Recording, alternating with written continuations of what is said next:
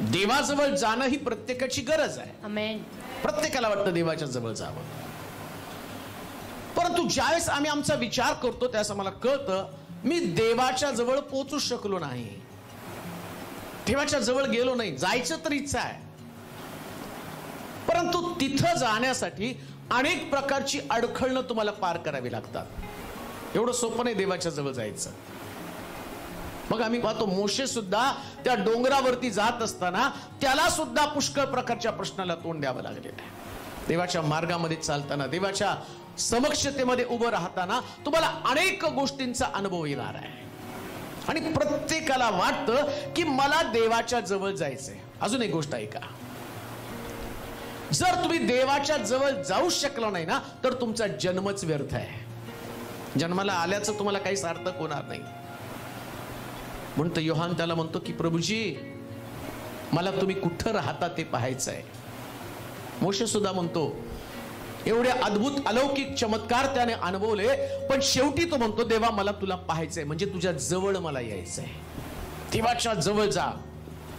अजून एक गोष्ट मला सांगतो, ज्या दिवशी तुम्ही देवाच्या जवळ जाताना त्या दिवशी तुम्ही स्वतःला विसरून जाता. आमेन.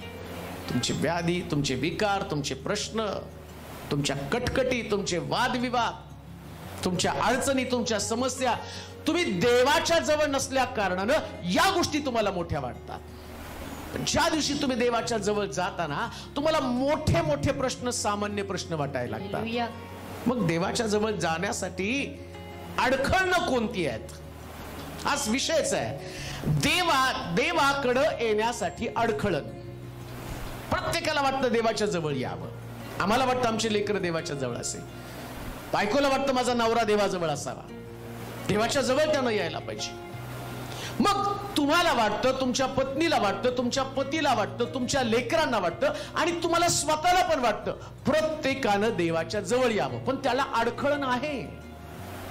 आणि जर तुम्हाला अडखळण कळालं की आपोआप तुम्ही त्या अडखण बाजूला काढणार आहात. अडखण तुम्हाला काढावं लागेल, असंच नाही तुम्हाला तिथं पुढे जाता येणार.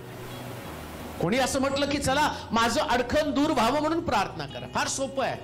बरेच लोक सांगतात मला प्रार्थना करताना झोप लागती म्हणून तुम्ही माझ्यासाठी प्रार्थना करा. झोपतो कोण बाबा? तू. आणि प्रार्थना कोणी करायची? पाळकानं. अडखण तुला माहितीये झोप लागते, मग झोपेवरती तुला विजय मिळवता आला पाहिजे ना.